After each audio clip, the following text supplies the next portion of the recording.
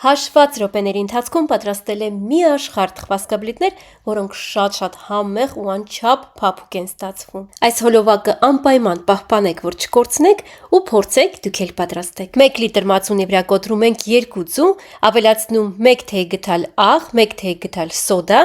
1 թեյ գդալ վանիլին, 350 գրամ շաքարավազ ու խառնում։ Որից հետո հալեցնում ենք 200 գրամ կարագ, լցնում խմորի մեջ, ավելացնում նաև 750 գրամ նախապես մաղած ալյուր ու հունցում խմոր։ Ըստ ցանկության կարող եք նաև 1 թեյ գդալ դարչին ավելացնել։ Այնուհետև ձևավորում ենք թխվածքաբլիթները։ Ես ձևավորում եմ խոհարարական տոպրակի օգնությամբ, մեջտեղի հատվածը շաքարավազի փոշի եմ շաղ տալիս ու ուղարկում ջեռոց, թխելու ենք 220 աստիճանի տակ, մինչ մի փոքր ոսկեգույն դառնալը։ Եվ քանի որ ինձ շատ հաճախ գրում եք ու բողոքում, որ ձեր կողմից շատ սիրված այս լվացքի գելը վերջացել է եւ չկա վաճառքի մեջ, եկել եմ հիշեցնեմ, որ այս հրաշք լվացքի միջոցը, որ անցկացնում է ցանկացած բծեր ու հետքեր, կրկին առկա է։ Ունի շատ անուշ ու հաճելի բույր, նախատեսված է եւ սպիտակ, եւ գունավոր հագուստների համար։ Իր բարձր որակի եւ շատ ցածր գնի շնորհիվ այս պրոդուկտը անցած անգամ շատ արագ սպառվեց եւ ցավոք չհասավ բոլոր ցանկացողներին։ Այս անգամ ստացել են արդեն մեծ խմբականակ,